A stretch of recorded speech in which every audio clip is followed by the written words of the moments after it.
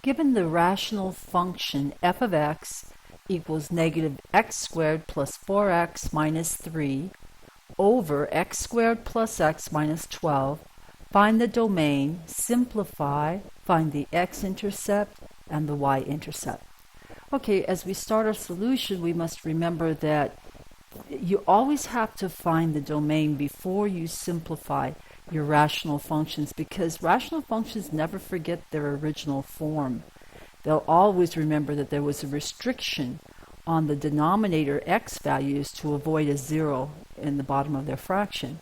So before we simplify, we're going to establish the x values that will be discarded for the domain.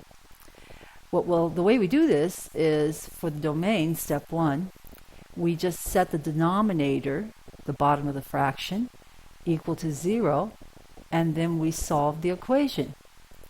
Okay, so doing it here, we have x squared plus x minus 12 equals 0. Second degree equation, factor the non-zero side. We'll do x minus 3 times x plus 4. And then set each of the factors equal to 0 since their product equals 0. And then solve the little equations.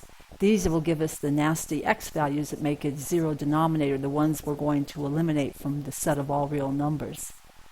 Okay, so yes, these are the next nasty x values that make the denominator 0. So to get rid of them, we are going to write our domain in this way. We write the domain of f is equal to the set of all real numbers x such that x is not equal to 3, comma, x is not equal to negative 4. That's set notation, set form. We could do it in graph form by writing an x number line and identifying the values negative 4 and 0, putting an open circle so we exclude those values and we shade everything else because we're only including values of x that are not negative 4 or 3. That's graph form.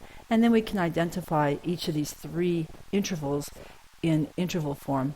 Open interval from negative infinity to open 4, union together with negative 4 to 3, union together with 3 to infinity, open brackets on all of these because we do not include any of the endpoints.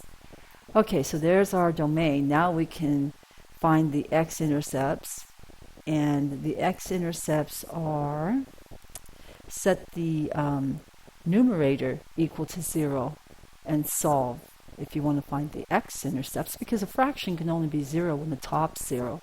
Okay, so here's our factored form of the top, and we set each of our factors equal to 0. We get two values. We get x equals 3 union together with x equals 1, and you would think that gives us two x-intercepts.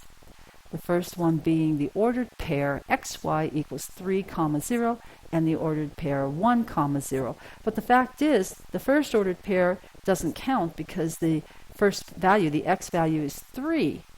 And x equals 3 is not in the domain of our function. So, of course, there's no point at x equals 3, much less the x-intercept. So throw away that part. And then the y-intercept is the ordered pair xy equals 0y. So we let x equal 0. We're going to let x equal 0, and we're going to solve the equation for y.